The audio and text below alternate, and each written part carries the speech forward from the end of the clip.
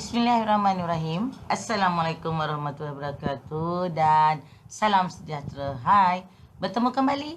Saya Cikgu Hasma binti Syahar. Hari ini saya akan jelaskan tentang 8.12 bab 8 tingkatan 5 sejarah, iaitu dasar pembangunan ekonomi. Terdapat 7 dasar pembangunan ekonomi, iaitu yang pertama dasar pertanian negara DPN, dasar pensyarikatan Malaysia DPM, dasar penswastaan DP, dasar hala tuju cara baru, dasar peningkatan daya pengeluaran negara DP DPN dan dasar kependudukan. Dasar pertanian negara DPN bermatlamat untuk meningkatkan pendapatan sektor pertanian ke tahap maksimum menerusi pengurusan sumber ekonomi negara yang cekap. DPN juga ingin memaksimumkan pendapatan pekebun kecil di samping memajukan komoditi utama yang berpotensi untuk dieksport. Antara strategi dasar pertanian negara iaitu menggalakkan pembukaan tanah baru oleh Felda, Agensi Pembangunan Wilayah dan juga Kerajaan Negeri. Program pembangunan in situ diperkenalkan untuk memulihkan kawasan yang berproduktiviti rendah. Seterusnya, dasar pertanian negara merupakan strategi untuk meningkatkan produktiviti kawasan pertanian sedia ada. Program ini turut dilaksanakan melalui projek bersepadu, contohnya Kemubu, Johor Barat dan Selangor Barat. Seterusnya, menyediakan perkhidmatan sokongan pertanian dan pemasaran, kredit, subsidi dan penyelidikan. Penglibatan swasta dalam projek penswastaan pertanian, Kementerian Pertanian juga diperkenalkan. Seterusnya, dasar yang kedua iaitu dasar pensyarikatan Malaysia. Dasar ini bermatlamat merangsang pelibatan swasta secara aktif dan berkesan dalam pembangunan negara. Seterusnya, menganggap Malaysia sebuah syarikat yang dimiliki bersama oleh kerajaan dan sektor swasta.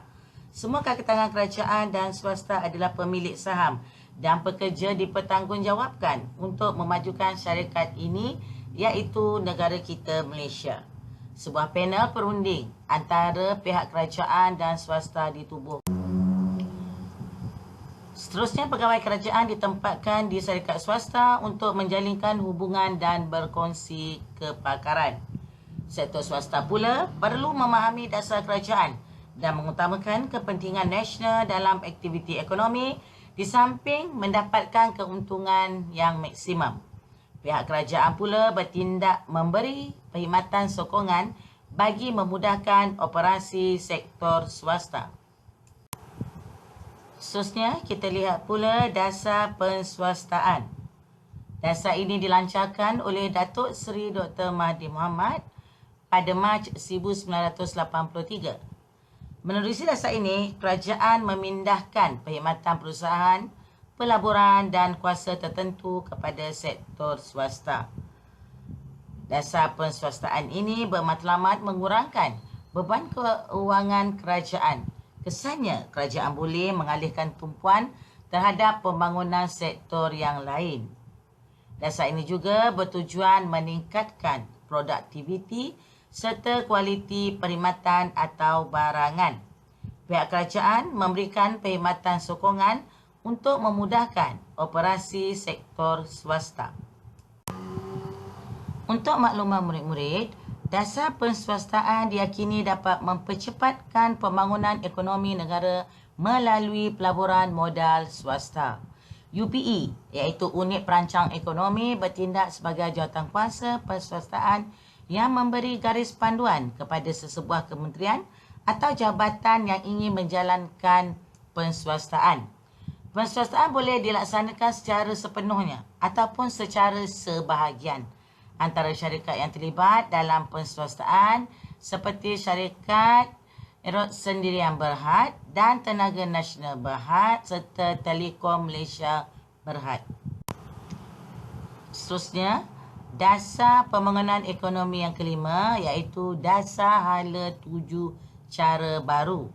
Dasar ini merupakan pendekatan baru membangunkan kawasan luar bandar. Matlamat utamanya, meningkatkan pendapatan petani dan pekerja desa melalui penglibatan mereka dalam pelaburan. Dasar ini dilaksanakan melalui 3 strategi.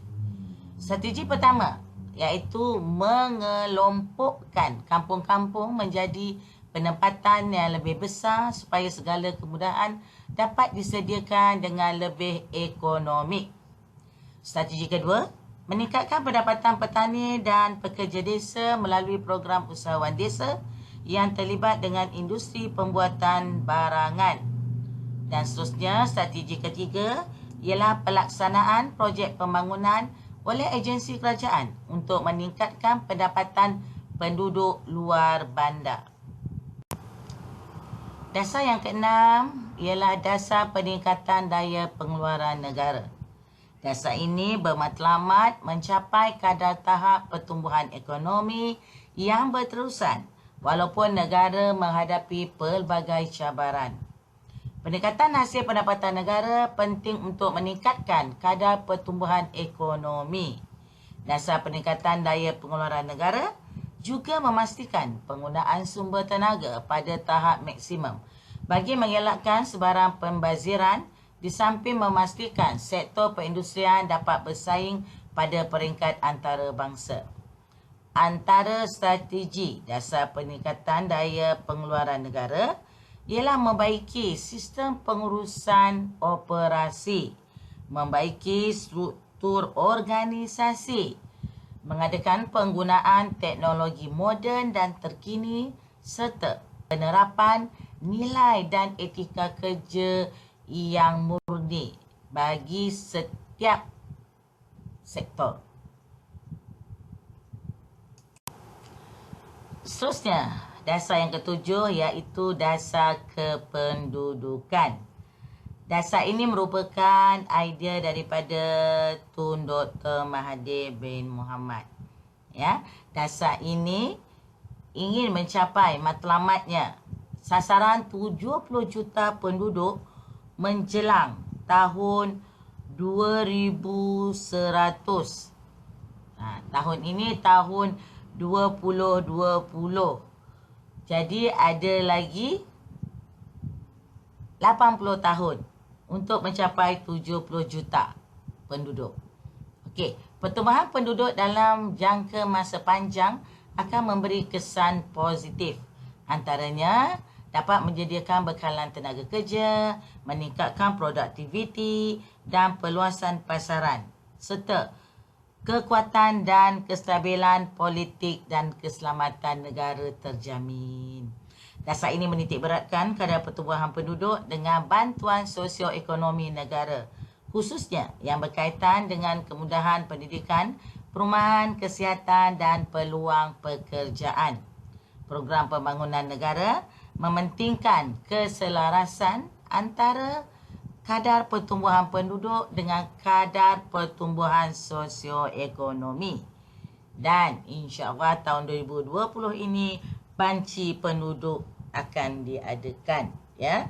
Dan boleh dibuat secara online ataupun secara banci manual. Pegawai-pegawai akan datang ke rumah-rumah untuk membuat bancian penduduk. Alhamdulillah, cikgu harap murid-murid faham tentang 7 dasar pembangunan ekonomi negara Malaysia yang telah diadakan dari dahulu sehinggalah sekarang. Semoga kita akan menjadi rakyatnya yang bersyukur, yang terus memastikan pembangunan negara terus dikecapi. Okey, insya-Allah kita akan berjumpa lagi dalam video yang seterusnya.